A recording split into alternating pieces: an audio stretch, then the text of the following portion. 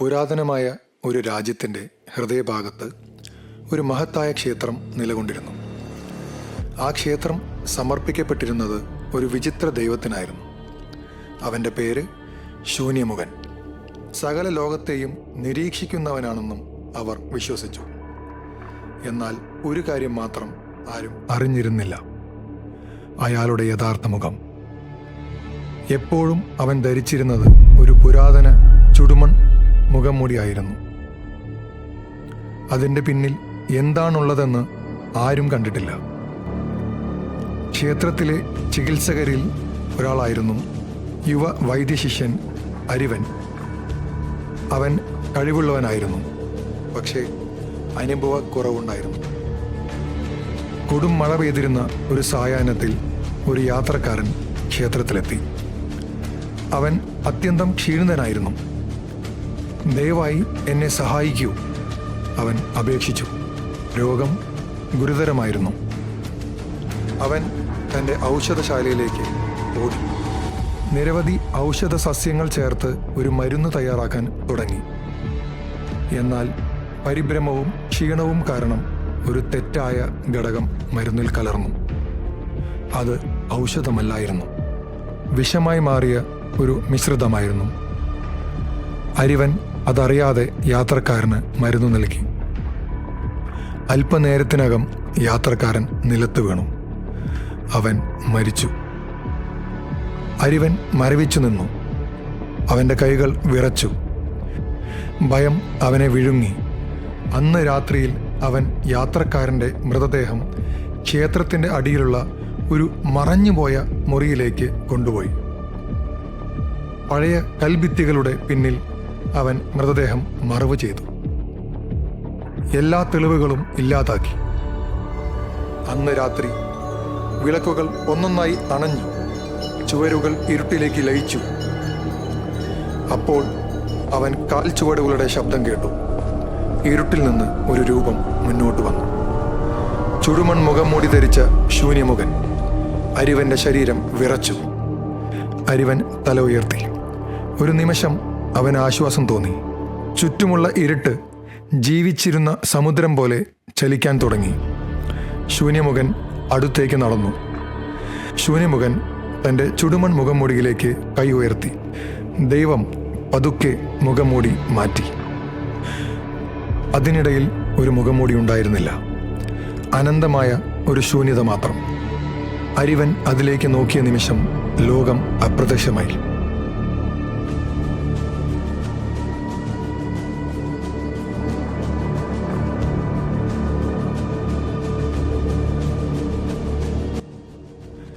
അവൻ കണ്ണു തുറന്നപ്പോൾ ശാന്തമായ ഒരു ലോകത്തായിരുന്നു. അവൻ്റെ മുൻപിൽ ആ യാത്രക്കാരൻ നിൽക്കുകയായിരുന്നു. എന്തുകൊണ്ട്? അവൻ ചോദിച്ചു. അരിവന് മറുപടി പറയാനില്ല. ശൂന്യമുഖൻ പറഞ്ഞു, ഭൂമിയിൽ നീ ഒരു ജീവൻ നഷ്ടപ്പെടുത്തി. ഇനി ഇവിടെ നഷ്ടപ്പെട്ട ആത്മാക്കളെ സഹായിക്കുക. ആ നിമിഷം അരിവൻ മനസ്സിലാക്കി, അതാണ് തൻ്റെ ശിക്ഷയും മോചനവും. ഇന്നും മരണത്തിനപ്പുറമുള്ള ആ നിശബ്ദ ലോകത്തിൽ അരിവൻ ആത്മാക്കളെ ചികിത്സിച്ചു കൊണ്ടിരിക്കുന്നു, ശൂന്യമുഖൻ്റെ കീഴിൽ.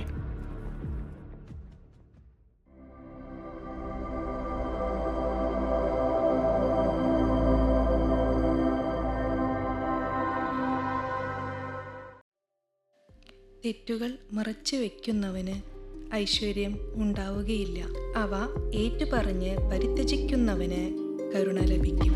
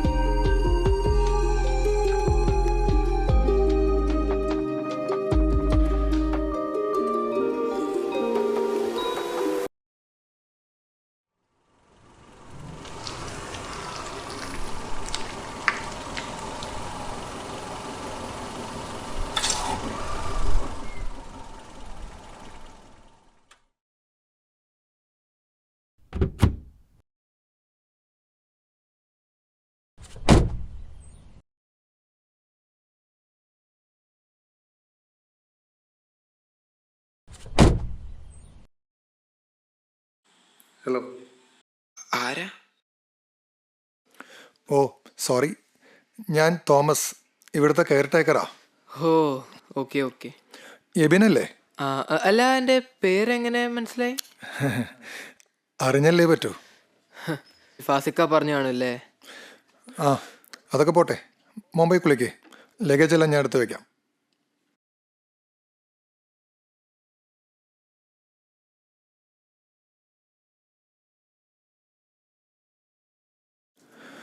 അതാ റൂം, ഇതാ താക്കോല്. ഫ്രഷ് ആയിക്കോളൂ, ഞാൻ ഡിന്നർ സെറ്റാക്കാം.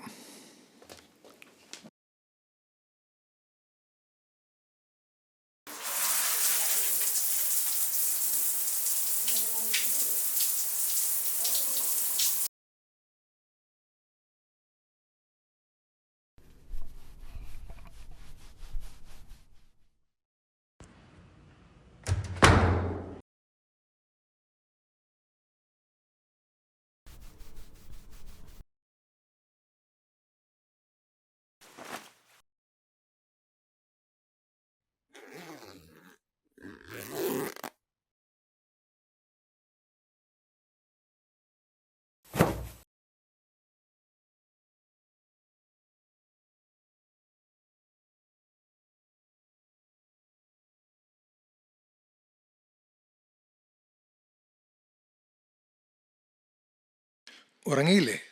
ആ, ഞാൻ അത് എടുത്തു വെച്ചാൽ അങ്ങനെ ഉറങ്ങുമോ? കുടിക്കാൻ വെള്ളം വേണമെങ്കിൽ പറയണേ.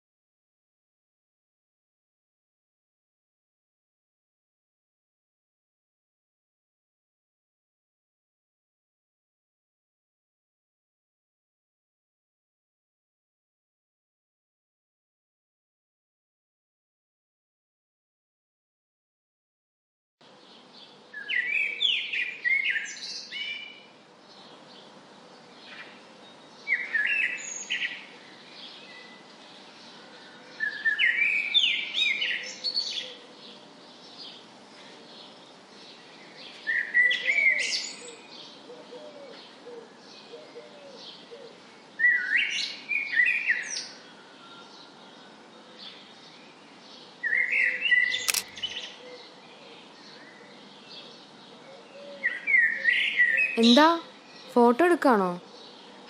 അയ്യോ, അത് അങ്ങനെ എടുത്തല്ല, അവിടെ ഇരിക്കണണ്ടപ്പോൾ എടുത്തു വന്നേ ഉള്ളൂ. ഞാൻ വേണമെങ്കിൽ ഡിലീറ്റ് ആക്കാം.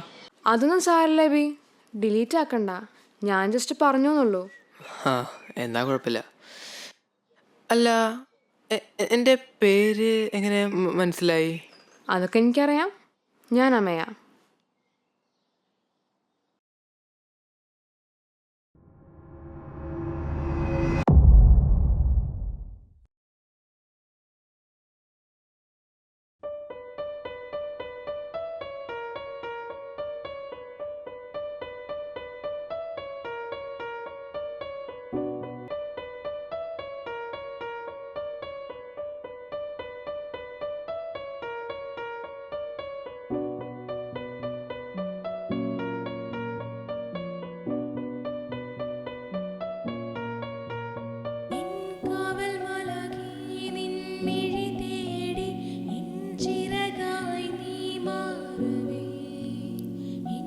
ചേട്ടാ, പാട്ടൊന്ന് മാറ്റൂ. അത് മാറിക്കോളും, മോൻ കഴിക്കേ.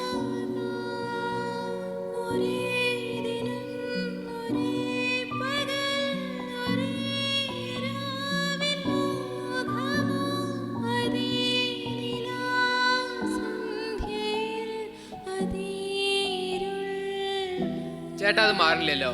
ഒരു കാര്യം ചെയ്യാം, അതങ്ങ് ഓഫ് ചെയ്ത് തരേ. മോനെന്തിനാ അതൊക്കെ ശ്രദ്ധിക്കുന്നത്? കഴിക്കേ.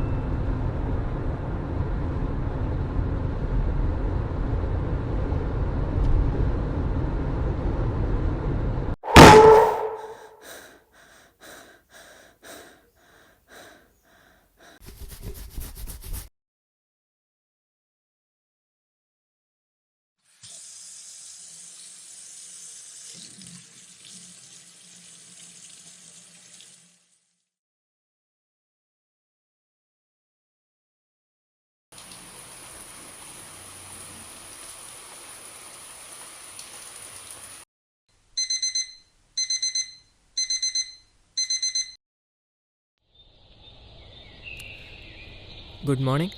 ആ ഹലോ, വെരി ഗുഡ് മോർണിംഗ്. എങ്ങനെയുണ്ടായിരുന്നു ഉറക്കമൊക്കെ? കുഴപ്പമില്ല, അത്യാവശ്യം നന്നായിട്ട് ഉറങ്ങി. ഉറപ്പല്ലേ? എന്താ അങ്ങനെ ചോദിച്ചു? ഒന്നുമില്ല, ചോദിച്ചു എന്നുള്ളൂ. നീ ഇന്നലെ ഫുഡൊന്നും കഴിക്കാതെ ദേഷ്യപ്പെട്ടാണല്ലോ റൂമിലേക്ക് പോയത്, അതുകൊണ്ട് ചോദിച്ചതാ. അതോ, അത് ഇന്നലെ രാത്രി ആ പാട്ട് കേട്ടപ്പോൾ ഞാനാകെ ഡിസ്റ്റർബ്ഡായി. ഫുഡ് പോലും നേരെ കഴിക്കാൻ പറ്റിയില്ല. ആകെ മൊത്തം ഇറിറ്റേറ്റഡായി. അതാ ഞാൻ റൂമിലേക്ക് പോയത്. അല്ല, ആ പാട്ടിന് എന്തൊരു കുഴപ്പം?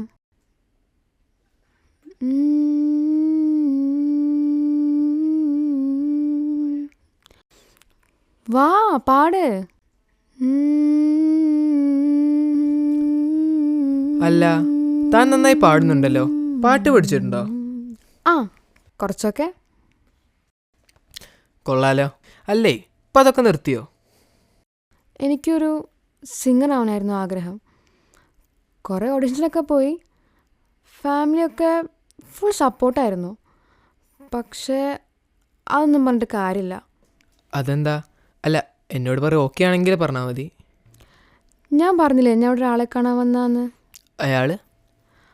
അയാൾ കാരണം എൻ്റെ ആഗ്രഹം നടക്കാതായേ. പക്ഷേ അത് അയാൾക്കറിയില്ല. അയാളെന്താ ചെയ്തേ? ആഹാ, ഇന്നലെ കണ്ട ആളെല്ലാം അങ്ങോട്ട് പറയുക. അയ്യോ സോറി, അങ്ങനെയല്ല. കുറച്ചുകൂടെ കഴിയട്ടെ, ഞാൻ ആളെയും കാണിച്ചു തരാം, കാരണവും പറഞ്ഞുതരാം. You are a nice guy Abi. നമുക്കിത് കഴിഞ്ഞ് ഇനിയും കാണാൻ പറ്റിയിരുന്നെങ്കിൽ. പിന്നെന്താ, കാണാലോ.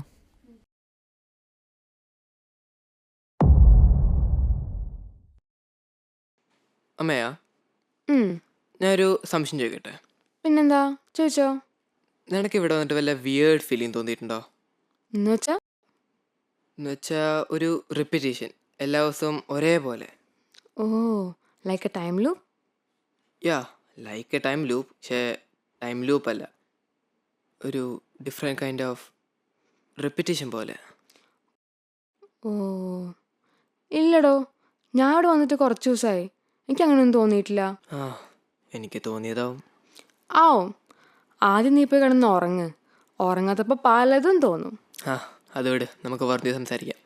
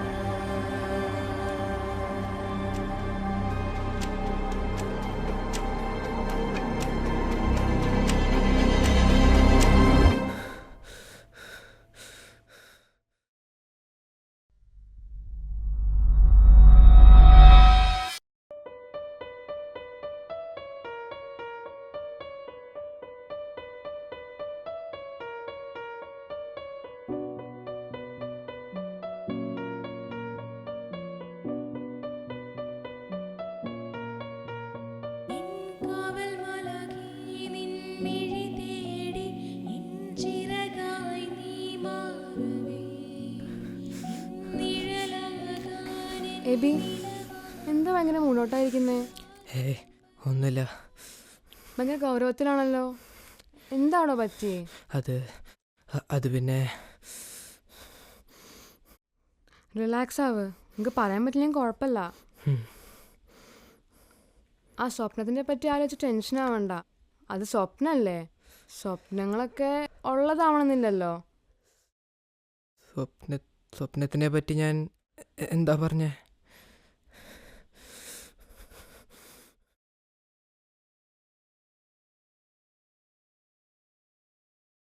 എന്താ എബി, നിനക്ക് ഓർമ്മയില്ലേ?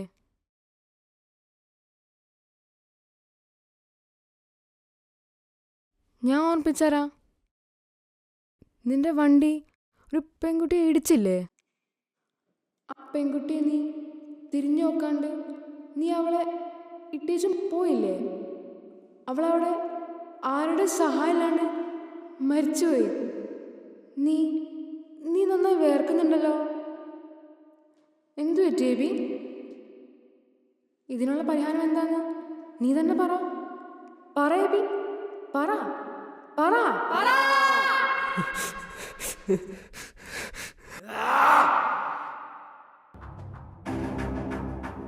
നിന്റെ വണ്ടി പെൺകുട്ടിയെ ഇടിച്ചില്ലേ? ആ പെൺകുട്ടിയെ നീ തിരിഞ്ഞു നോക്കാണ്ട് നീ അവളെ ഇട്ടേച്ചും പോയില്ലേ? അവളവിടെ ആരുടെ സഹായം മരിച്ചു. നീ നന്നായി എന്ത് പറ്റി എബി? ഇതിനുള്ള പരിഹാരം നീ തന്നെ പറ.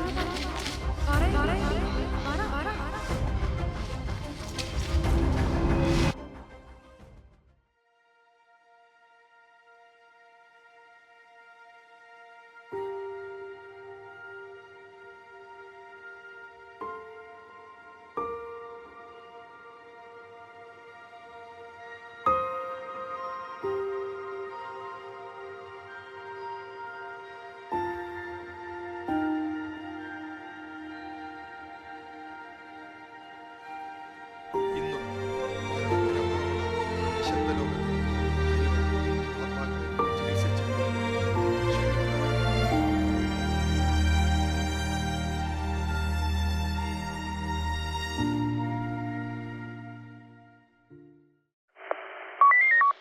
Unit 28 reporting from station 13. Over. Over. ആ സാറേ, മറ്റേ അമയ ഹിറ്റനൺ കേസില്ലേ, അതിന് ലീഡ് ഇട്ടിട്ടുണ്ടോ? ആ പറയൂ. ഒരു 400 മീറ്റർ അപ്പുറത്ത് ഒരു കാർ ഇടിച്ചു കിടക്കുന്നുണ്ട്. അതിൽ നിന്നൊരു ബോഡി ഇട്ടിട്ടുണ്ട്. ഐഡന്റിഫൈ ചെയ്തു. ഒരു എവിൻ, 19 വയസ്സ്.